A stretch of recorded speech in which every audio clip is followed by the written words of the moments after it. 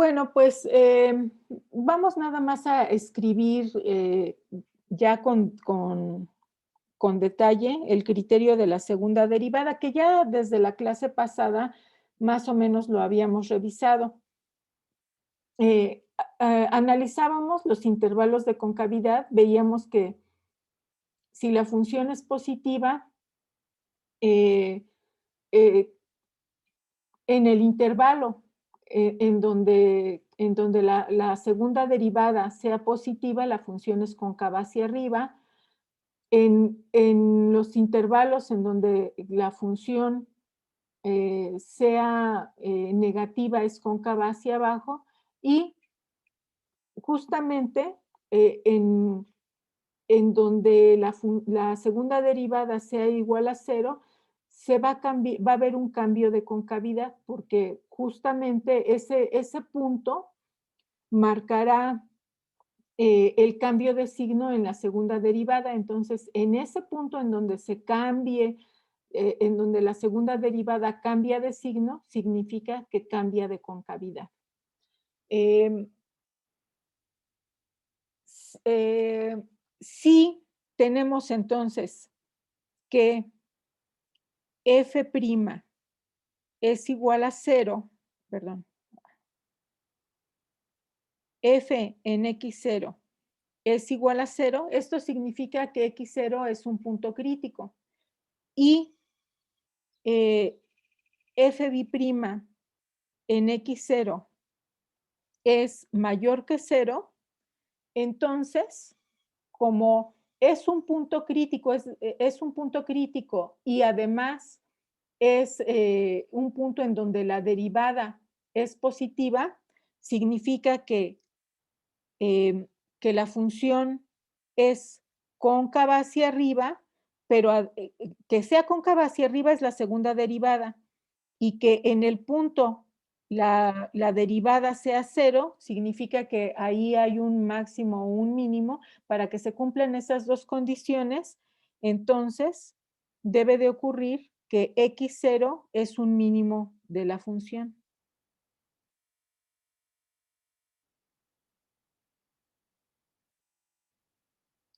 Del mismo modo, si f' en x0 es igual a cero y ahora la segunda derivada es negativa, que la segunda derivada sea negativa significa que la función es cóncava hacia abajo. Y que la primera derivada sea cero en un punto x0 significa que ahí la derivada, perdón, que ahí la función alcanza un máximo o un mínimo. Para que se cumplan esas dos condiciones, x0 debe de ser máximo.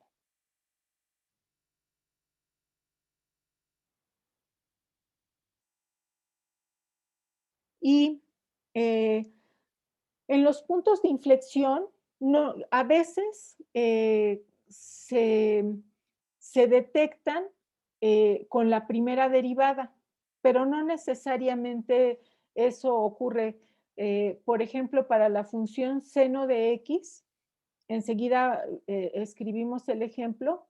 eh, los puntos de inflexión no se detectan con la primera derivada. Sin embargo, sí se pueden obtener cuando se calcula la segunda derivada y se iguala a cero. Entonces, tenemos nada más aquí que si f' en x0 es igual a cero, entonces x0 es punto de inflexión.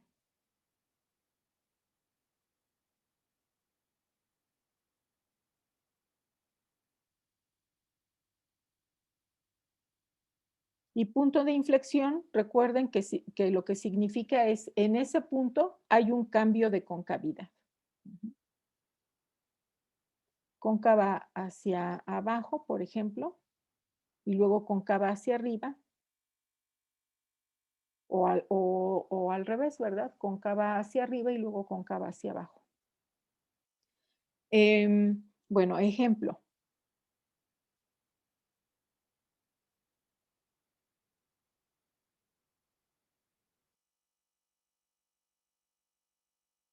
f de x igual a seno de x. Esta función ya la conocemos, em, sabemos en qué valores tiene máximos y mínimos. Lo que vamos a hacer analíticamente es verificar esa información que ya teníamos antes.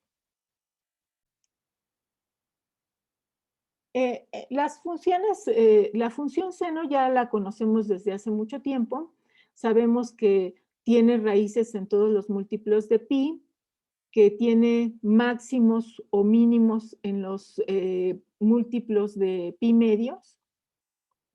Em, y entonces, bueno, pero aquí noten ustedes que, por ejemplo, justamente en donde tiene las raíces, ahí hay puntos de inflexión. Este ejemplo lo quiero revisar con detalle porque es un caso en donde se muestra lo que les había comentado aquí, ¿verdad? Cuando se calcula la primera derivada de una función, ahí es cuando se detectan los puntos críticos, los puntos que van a ser máximos o mínimos. Estos se conocen como puntos extremos, pero no necesariamente se detectan los puntos de inflexión. A veces puede que también en los puntos de inflexión la derivada se haga cero, pero otras veces no ocurre esto y para detectarlos tenemos que calcular la segunda derivada y ver en dónde ésta se hace cero. Entonces, tenemos la función es seno de x, su derivada es coseno de x y la segunda derivada es menos seno de x. Bueno, entonces ahora analicemos las raíces, los puntos críticos y los puntos de inflexión. Tenemos seno de x es igual a 0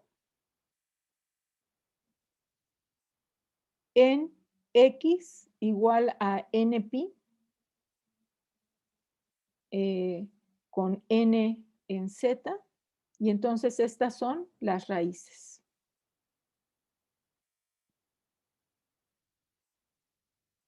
Luego, la derivada es igual a 0. Para eso vemos la gráfica de coseno. Coseno se hace 0 en todos los múltiplos impares de pi medios, ¿verdad? Aquí es pi medios, 3 pi medios, 5 pi medios y lo mismo hacia la izquierda.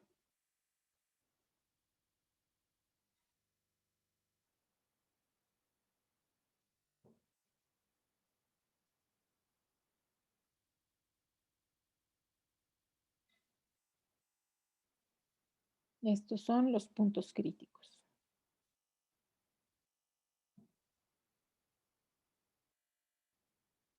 Y noten ustedes que aquí no se detectan los puntos de inflexión, ¿verdad? Por ejemplo, coseno en los múltiplos de pi, que es en donde va a haber puntos de inflexión, no es igual a 0. Coseno, por ejemplo, aquí que hay un punto de inflexión. Coseno en 0 es 1. Luego, acá hay otro punto de inflexión. En ese punto de inflexión, coseno vale menos 1. Entonces, no necesariamente los puntos de inflexión se detectan en la primera derivada, con la primera derivada. Y luego, la segunda derivada es igual a 0 en x igual a npi. Entonces ahí hay puntos de inflexión.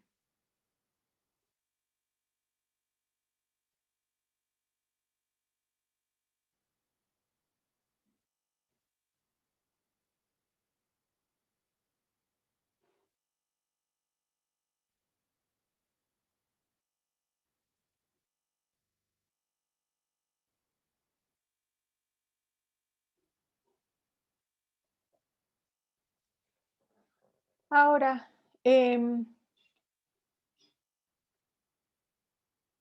vamos a determinar de estos puntos críticos cuáles serían los máximos o los mínimos, usando el criterio de la segunda derivada. Lo que voy a hacer es evaluar la segunda derivada en estos puntos y determinar si son positivos o negativos. Si la segunda derivada es positiva o negativa. Entonces, para determinar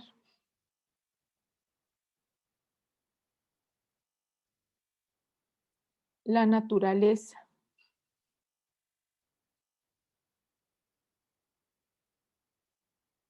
de los puntos extremos,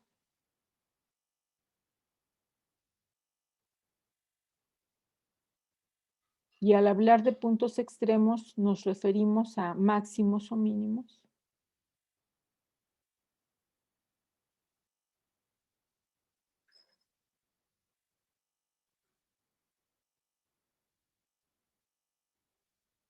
Evaluamos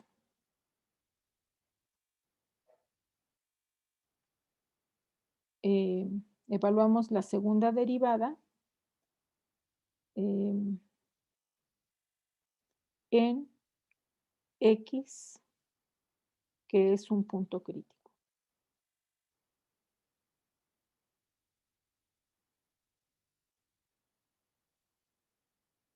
Vamos a ponerlo así.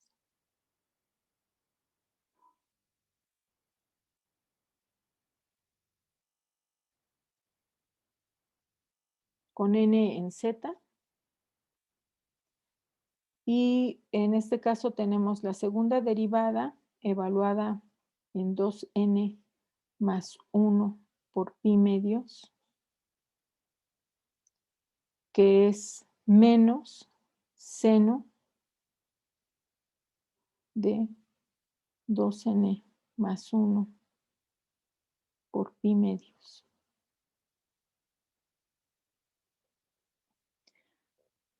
Bueno,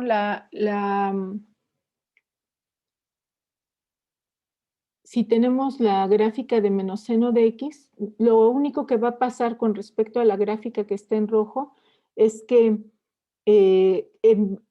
lo que está sobre el eje de las x ahora va a estar por debajo y lo que está por debajo va a estar por encima del eje de las x debido a que se multiplica por este signo menos. Entonces, ¿cómo es, por ejemplo, si n es igual a 0, tenemos pi medios. Aquí seno de x es igual a 1, entonces seno en menos pi medio sería igual a menos 1, y ese punto, como la segunda derivada en menos pi medio sería menos 1, entonces ese punto es máximo. Luego, aquí en 3 pi medios, si la función seno de x en 3 pi medios es negativa, multiplicándola por este signo menos, sería positiva. Y entonces, como la segunda derivada en ese punto es positiva, entonces el punto sería un mínimo. Ahora, ¿cómo vamos a caracterizar los puntos en donde hay máximos y mínimos? Van alternados estos números impares, ¿verdad? Por ejemplo, si n es igual a 0, si n es igual a 0, en 0, 2, 4, es decir, en las n pares, la función alcanza un máximo. Y en los n impares, que sería, por ejemplo, si n es igual a 1, 3, 5, etcétera, entonces la función alcanza un mínimo.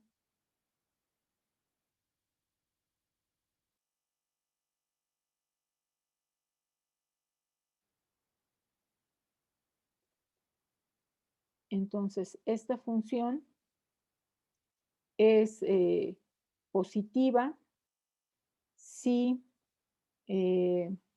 si n, esperen, déjenme volver a revisar esto, y n es negativa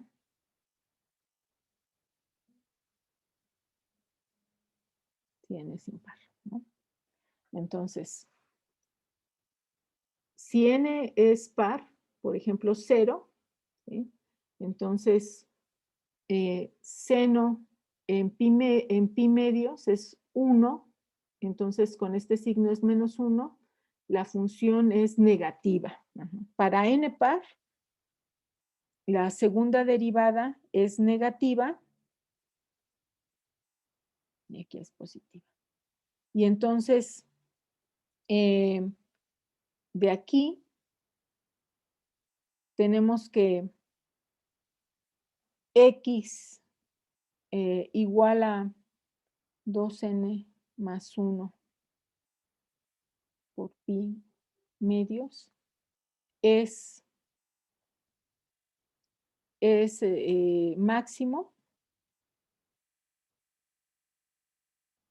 si n es par.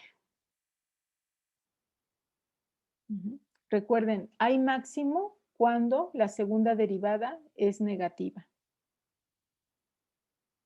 Y estos puntos por pi medios es mínimo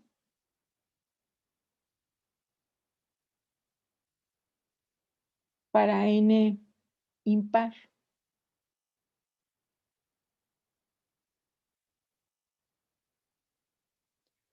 Y la segunda derivada va a ser igual a 0, y aquí por separado. Y la segunda derivada, que es menos seno de x, es igual a 0 en los múltiplos de pi, y ahí hay puntos de inflexión. De hecho, ya lo había escrito. Entonces, así quedan caracterizados los puntos. En el ejemplo que sigue, vamos a integrar todos estos elementos, es decir, calculamos raíces, puntos críticos, puntos de inflexión. Vamos a calcular también intervalos en donde la función es creciente, decreciente, cóncava hacia arriba, cóncava hacia abajo. Y vamos a utilizar también el concepto de límite para determinar asíntotas horizontales, y con eso vamos a obtener un bosquejo aceptable de una función. A ver, tenemos entonces esta función y queremos determinar sus puntos extremos y cuál es la naturaleza de esos puntos extremos, en donde hay máximos, mínimos, en donde la función es creciente, decreciente, etc.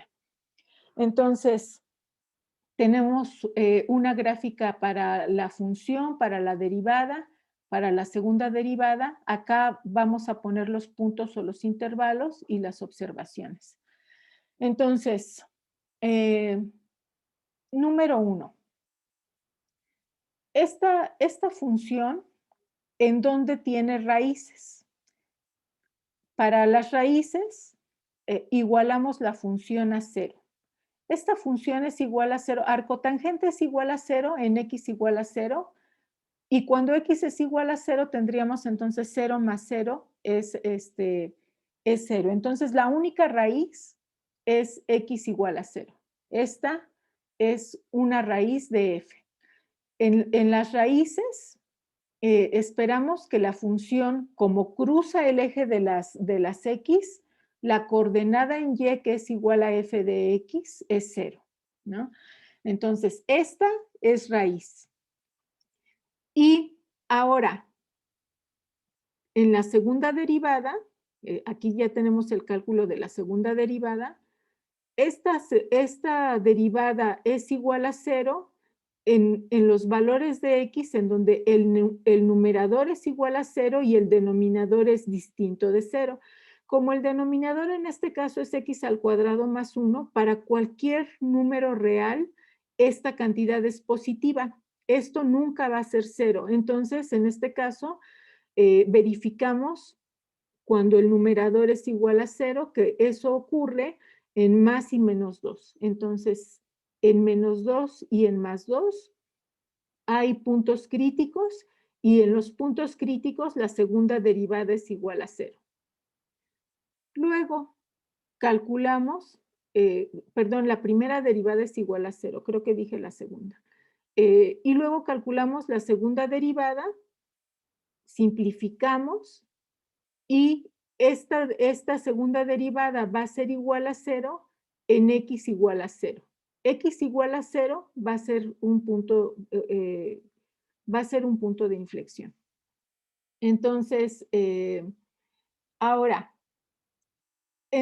número 1, en la columna de la función, de la derivada y de la segunda derivada, en el caso de la función, en donde tengamos el valor igual a 0, significa raíz. Esta significa raíz.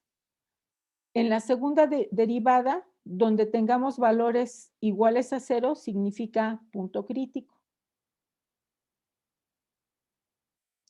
Y en la segunda derivada, en donde tengamos igual a 0, significa punto de inflexión. Entonces, x igual a 0 es una raíz y es un punto de inflexión. X igual a menos 2 es un punto crítico y si queremos graficar la función, en ese punto crítico el valor que se alcanza es de 3.53. Y x igual a 2 es un punto crítico. La función en ese punto crítico alcanza este valor.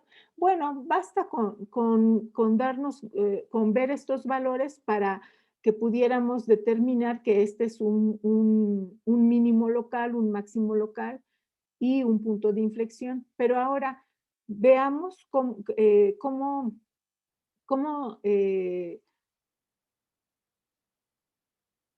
caracterizaríamos esos puntos por el criterio de la primera derivada o por el criterio de la segunda derivada.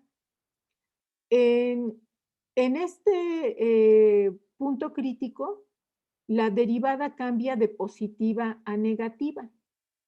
Si cambia de positiva a negativa, entonces significa que debe de haber un máximo. Alrededor del segundo punto crítico, cambia de negativa a positiva. Entonces, la pendiente va negativa y luego se vuelve positiva. De negativa a positiva debe de haber un mínimo local.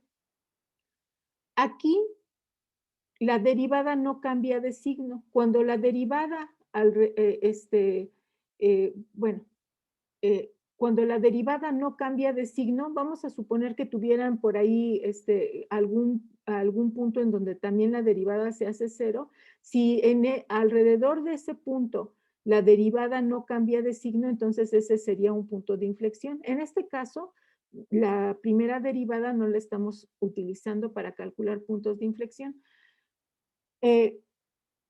La segunda derivada. Bueno, y también con la primera derivada tenemos los intervalos en donde la función es creciente o decreciente. Antes de este punto crítico, el signo de la primera derivada es positivo. Por lo tanto, en el intervalo que va de menos infinito a menos 2, la función es creciente. En el intervalo que va de menos 2 a 2, la primera derivada es negativa. Entonces, en ese intervalo de menos 2 a 2, la función es decreciente. Y luego también es creciente en el intervalo que va de 2 a más infinito, porque la derivada es positiva. Luego, para la concavidad, si evaluamos, bueno, si en este punto crítico evaluamos la segunda derivada, resulta que la segunda derivada tiene valor negativo. Enseguida voy a hacer una tablita en Excel para que se vea esta parte. Tiene signo negativo. Em, y de hecho, como esta es la segunda derivada, el denominador aquí siempre es positivo. Entonces, para x negativas, la segunda derivada va a ser negativa. Para x positiva, la segunda derivada va a ser positiva. Entonces, para todos los números reales positivos, la función va a ser cóncava hacia arriba, porque es positiva. Para todos los números reales negativos, la función va a ser cóncava hacia abajo.